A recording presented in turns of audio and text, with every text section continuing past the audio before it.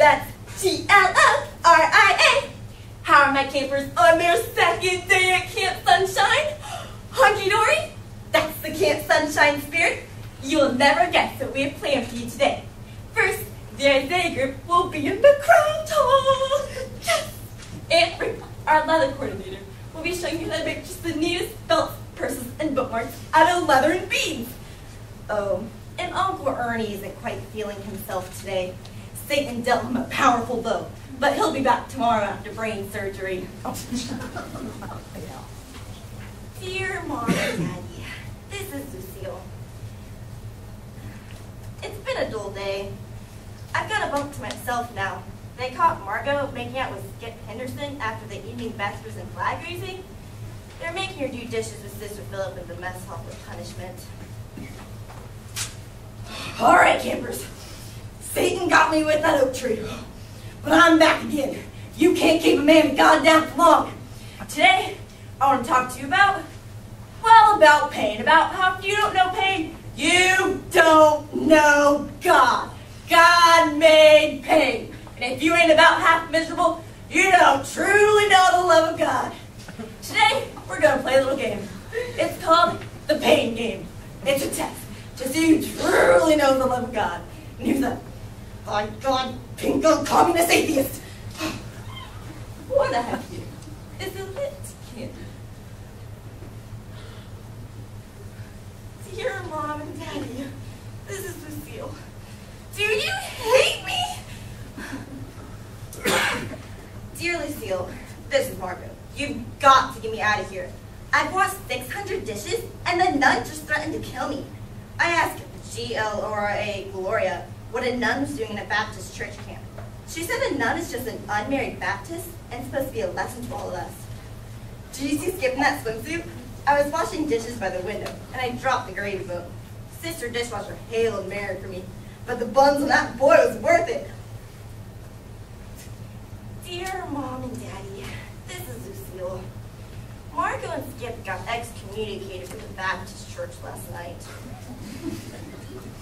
Hey, campers! Here we are!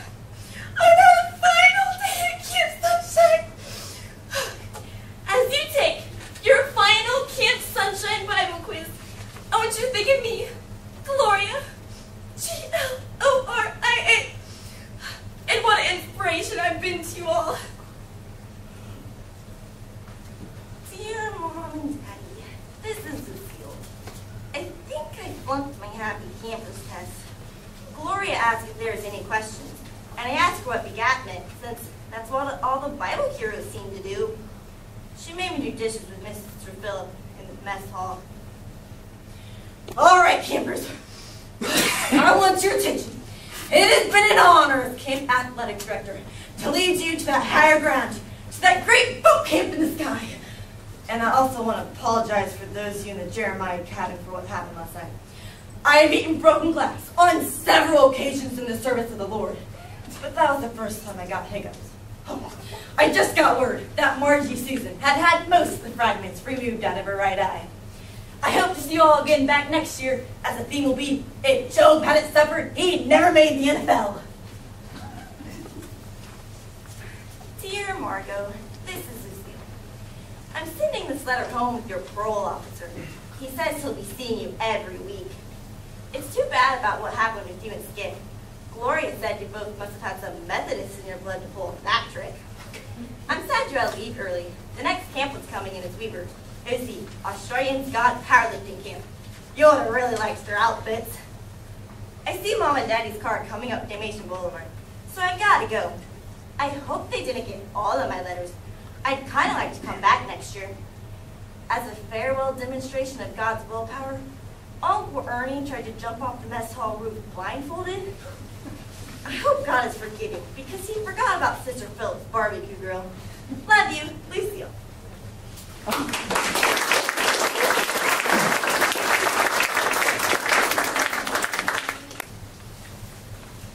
In my senior English class, I once learned a passage from Alfred Lord Tennyson that started with, "Dreams are a tool I lacked, and do we not live in dreams?" And I always ask myself, is the same true for nightmares? Recent statistics have shown that 1 in 3 teenagers has experienced abuse in a dating relationship. Further statistics have shown that in many of the cases, the victim does nothing to try to stop or prevent the abuse. However, the abuse is nothing compared to the psychological agony the victim suffers. This agony is brought to life in Silhouettes by James O'Neill. Jeff was my third boyfriend. First 2 were nice enough. One moved away, one found someone with bigger chest. Jeff was different. He brought flowers. He sent cards. He even went and watched romantic movies with me. I'll even admit, the first 2 months were great. Jeff was the kind of person you'd want to bring home to your parents. At first, I'll never forget my mom saying out loud in Jeff's presence, "Now, Sarah, I think you found a keeper this time. Don't screw it up." My friends adored him. What's he like? Does he talk? He seems so quiet. Everyone thought I should stay with him. Everyone but me. It always started with a slow rage, boiling inside, his voice a dead calm. He'd see me talk to someone in the cafeteria and say it was a slut. He'd call me a whore. He'd always say, "I don't ask for much, just you." It would start with a slap, then he'd knock me down, corner me somewhere. He'd transform into this monster, that being that was there to punish me.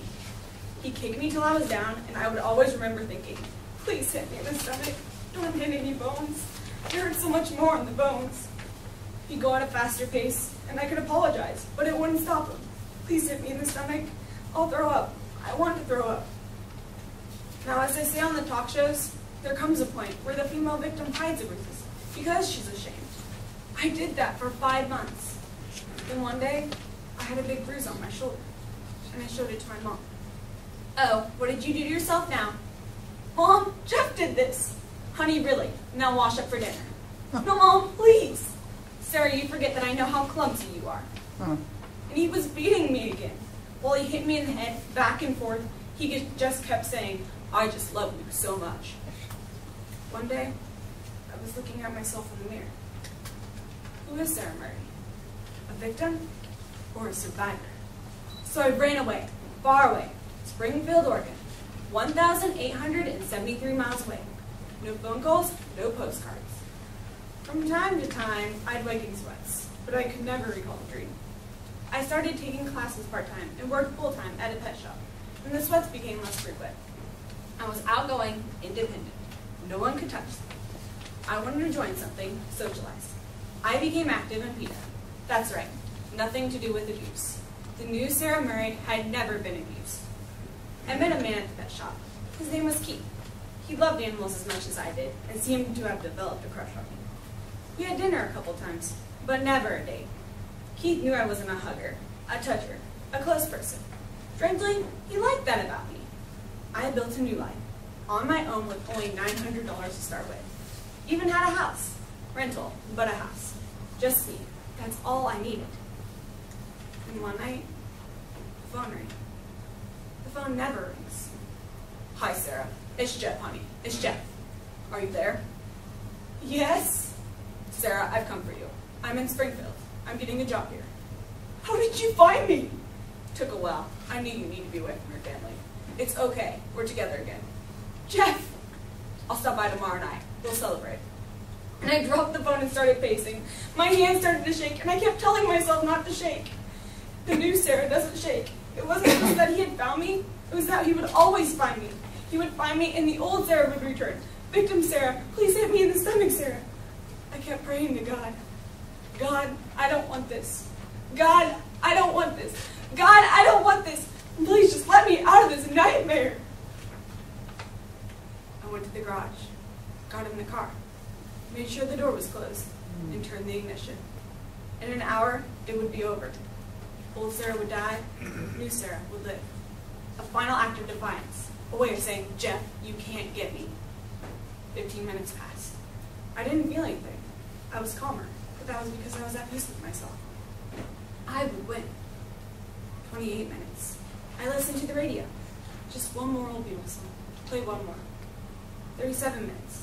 This is the point I should turn back. This is the point I should come to the realization that it's not so bad. 45 minutes. The music sounds further away. Is the band playing? 51 minutes. I open my eyes and see a woman next to me. She's a nurse. "You gave us quite a scare," she says. Your boyfriend would like to see you. Jeff enters and holds my hand. New Sarah is dead.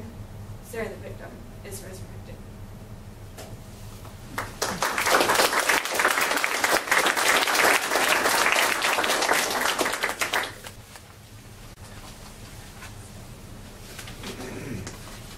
According to the National Coalition Against Domestic Violence, an estimated 1.3 million American women are abused each year by either a husband or a boyfriend. The majority of these women continue a relationship with their abuser. But why? Why do battered women stay? When we ask that question first, we begin to lose sight of the criminal and the crime and begin to place blame on the victim. The Blue Dress by Reginald Gibbons. I remember the night you tore my new blue dress right off my back, left me naked in a corner with my hands up, and you yelling at me, I spent too much of your money, said I wouldn't leave you alone, made me get in the closet and locked me in there. Shut through the door. If I ever tried to leave you, you would cut me so bad no one would want me. While I cried into a torn rag of my dress, all ruined and lost and wasted. That was for you, that dress, to make you happy, make you want to be with me. When I met you, it was exciting to me to be with you. It was more life I was getting, but it was less. But you said I was special. I was the best of all the girls, the women you had. That's what I remember when I wanted to leave you. When you'd been after me again, like always drunk, hunting me, or saying you'd kill me. I try remembering that nobody else ever told me I was special or beautiful, and I thought it was loving me that made you say it. I know I'm not pretty, the way some women are, the way some were, that you would look at twice and make me forget what you've done and want you for myself again. But it was just being scared that kept me from leaving. You saw that many times. And I did used to love you. I did love your kisses, love that touch you had for me, holding my face in your hands, squeezing my shoulders for me. But you'd hit me. Just sitting together in the apartment, and you'd jump up and hit me yelling, "Don't do that!" And I don't even know what I did. You used your belt on me, you threw me down the stairs more than once, and locked me out alone for hours, and I never knew anyone in the building who I could go to. I just stayed down near the front door inside. People would come in and go out and hold the door for me, but I'd say, no, I'm just waiting for someone. Till you came down to look. When you made up to me, I was so happy to have you back to yourself. But that night, you chased me downstairs and into the street at 3 a.m. with me in my nightgown in the cold and no shoes, and you with the big kitchen knife in your hand, yelling you were going to cut me. You never even knew how afraid I was to go to sleep, and afraid to wait up for you too. But what would you have cared?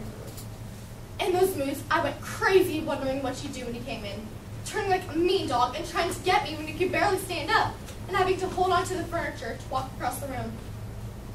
I don't know how you were able all of a sudden to move so fast that night, the state you were in, and the knife in your hand. Then when you stopped in the middle of the dead street and said it was over, and turned around and started back. I don't know why I followed you home either. I watched you real carefully when you got into bed with your clothes on, and you put the knife under your pillow, and said to me that if I wanted to kill you while you were sleeping, there it was. I waited 1 hour watching the clock go slow, afraid you'd wake up sick out of your alcohol sleep and with one of your nightmares. Then I had to reach under your pillow to find the knife, and I cut my finger on it. I almost cried out, but I realized I was so mad at you that all of a sudden I wanted to beat you as hard as I could with my fist and scream. And it still makes me crazy, and I wish I had done it instead. But I didn't make a sound. Just held my cut finger that I couldn't look at, and looked at you for a long time, trying to guess where in you was your heart. I had a thought, and I went back to the kitchen to put a bandage on my cut and held it till it stopped bleeding, and it only throbbed. And I called the police. Come over here right now, I told them. I'm going to kill him. And I gave the address, the apartment, the floor, the bedroom. I wanted a bunch of them in case they had to save me.